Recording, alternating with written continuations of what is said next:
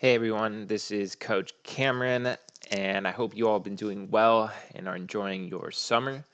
I'm looking forward to coaching you all again for this upcoming season, and I hope you all are looking forward to it as well. To help us build on what we were able to accomplish this last season, I'm sharing this fitness program with you all to give you some sort of direction on how to improve yourself during this off season. So, before we start, just let me reiterate a few things to you. I've been involved in the sport and fitness world for a very long time. I graduated from university with a degree in exercise science. I'm a certified personal trainer under the American College of Sports Medicine and currently working on more sport performance certifications. I'm giving you the tools to help you be successful, but it's up to you to use these resources for your advantage. If you take this program seriously, then you will reap the benefits of your hard work this coming season. Now, let's get into the program. So, let's start by looking at the schedule. So, you will click on the schedule tab at the bottom of the Excel sheet, and it will bring you up to this page right here. So the training program is broken down into 10 weeks. For each of the weeks, it's broken down by day into several different workouts. So Monday, we have our sprints with our gym session A and or our body weight training session. So when it comes to the gym session or body weight training program, if you have access to a gym or currently have a gym membership, then you can go ahead and follow the gym session program. If you don't have access to a gym, then you can go ahead and follow the body weight training program. Then after that, we have our soccer training. Then on Tuesday, we have our intervals A workout with our soccer training. Wednesday, we have our long run, followed by our gym session B and or our body weight training with soccer at the end. Thursday is a rest day. Friday is intervals B with gym session C and or our body weight training with soccer at the end of that. Then on Saturday, we have our fitness challenge with our soccer training. And then on Sunday, we have another rest day. So when it comes to the weekly schedule, it is a basic outline for you to follow. But of course, we all have lives and things happen where we may be busy and not able to do the workout for that day, which is fine, right? Things happen. But if you do miss a day, just go ahead and pick up the program right where you left off. So now I'll go into breaking down each one of these workouts. If you go to the bottom of the page, you can go ahead and see all of the workouts are broken down into individual tabs. So we'll start by clicking on the soccer training tab. So for the soccer training, this is a workout for you to follow to help improve your first touch and ball skills individually during this off season. If you have a team to play with that team. If you have games that you can play over the weekend, play in those games. Or if you have a training partner that you can train with them. But this is a great program and a great workout for you to follow just to get some touches in on your own. So you start the workout by doing a dynamic warm-up. You can go ahead and click the YouTube link to the side of the warm-up tab, and it will bring you to a video of my dynamic warm-up, similar to what we usually do every day at the beginning of training. Then you have a few different exercises. So starting with dribbling, you're going to work through exercises 1 through 28 in the order that they appear. A good way to follow it is you'll do 1 minute for each one of the exercises. So you start with number 1, inside foot stationary drill, then work our way down into our juggling, are trapping, first touch drills, and then you end with your passing exercises. Then to finish, you're going to end with a cool down. Like I said, there is a YouTube link to my stretch routine that you can follow. If you follow each one of these exercises in the order that they appear and you do about 1 minute for each of the exercises, this whole entire workout should take you just a little bit under 1 hour to complete. So, like I said, if you look at the schedule, you're doing your soccer training about 4 days a week, if not more. Then you can go ahead and click on the sprints tab. So the sprints tab is going to bring up this page. So the sprint program is broken down into each week. So if you look at week 1, you'll see how many reps, the distances for each one of those reps, and the recovery period for each one of those runs. So the way it's going to go is, right, so you'll have 10 reps of 20 yards with a 20-second rest period in between each one of those sprints. So you will mark out 20 yards, 40 yards, 60 yards, 80 yards, and 100 yards before you start, right? You will sprint through that 20 yards. Then once you get to the end of that 20 yards, you're going to have a 20-second recovery period before beginning the next sprint. So you'll do 10 sprints before starting the 40-yard sprints. So you'll do 8 reps of 40, 6 reps of 60, 4 reps of 80, and 2 reps of 100 yards.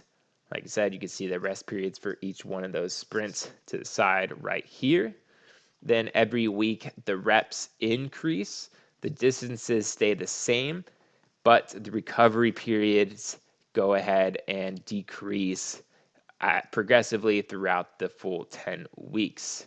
So you'll do this workout once every week, preferably at the beginning of the training week, so your Monday session. Then after that, you can go ahead and click on the intervals tab. So it will bring up this page right here. So the intervals are going to be done twice a week. You can do this workout on a track, at a park, or wherever you find space to run. If you have a GPS kind of Fitbit tracker, you can use that to your advantage. But the way this one's going to go, it is broken down into 2 separate workouts. So an A and a B. So Tuesday would be our A session. So you'll have your intervals for the first week would be 8 by 400 meter runs. So you'll run 400 meters. You're going to have a 1 minute and 30-second recovery. Then you're going to run another 400 meters for a total of 8 reps. Then if you go look through every one of the weeks, there is a different intervals throughout the 10-week program, and they just get progressively longer and more intense throughout the training program. Like I said, you have your distances and reps for each one of those runs right here. Then you have your recovery periods for each one of those runs to the right. Then if you go ahead and click on the long run tab right next to the intervals, it will pull up this page right here. If you look, it is broken down by week. So starting at week number 1, we have a 20-minute long run. So the way this one goes is you are going to be running at a continuous pace for 20 minutes. So you want to go at a nice, good pace that will allow you to run the entire time without stopping. So throughout the 10 weeks, every 2 weeks, the running time gets a little bit longer. So we start with a 20-minute long run and then end the program with a 45-minute long run. So like I said, you can do this one anywhere you'd like. You can go run some trails. You can go to the beach. You can run around your neighborhood, wherever you like. You can even do this one on the treadmill if you really want to. But as long as you're doing the run at a steady, continuous pace. So let's click on the fitness challenges tab now. If you look at the fitness challenge page, it will have 3 separate fitness challenges. So starting at number 1, we have our 300-yard shuttle run, our 50-yard course.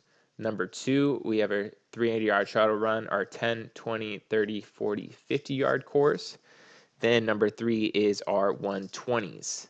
So the way this one's going to go, you're going to choose one of the fitness challenges to complete every week. So let's say week 1, you choose the 50-yard course shuttle run. Then on week number 2, you're going to either choose the other shuttle run or the 120s, but making sure that you're alternating between these 3 every week. So let's talk about each one of these challenges. First, we have our 300-yard shuttle run 50-yard course. So starting on an end line, you're going to measure off 50 yards and place a marker down. Then starting on the end line, you're going to sprint to that 50-yard mark and back a total of 3 times for a total of 300 yards. Each one of these runs, you're going to try to get under a target time of 1 minute. You're going to do 8 sets with a 2-minute recovery period in between each of those sets. So you'll run the 300-yard shuttle run, you'll rest for 2 minutes before repeating it a total of 8 times. Then, if you look at number 2, we have our other shuttle run, but this is our 10, 20, 30, 40, 50-yard course. So you're going to measure off every 10 yards. You're going to measure off a 10-yard mark, a 20-yard mark, a 30-yard mark, a 40, and a 50-yard mark. So starting on the end line, you're going to sprint to the first cone and back. Then you sprint to the second and back, third and back, fourth and back, and then all the way to the 50-yard mark and back for a total of 300 yards. You're going to want to get this done in a target time of under 1 minute.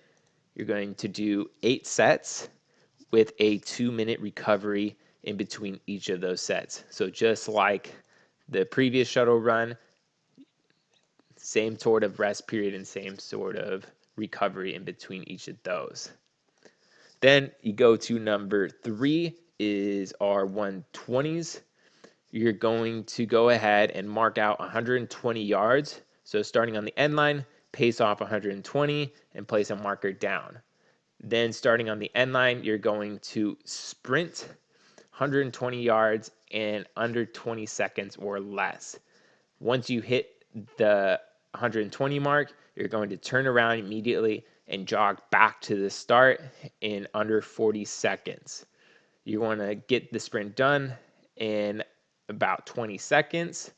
You're going to have that 40-second recovery jog back to the start. And at the end of that 40 seconds, you're going to repeat the sprints.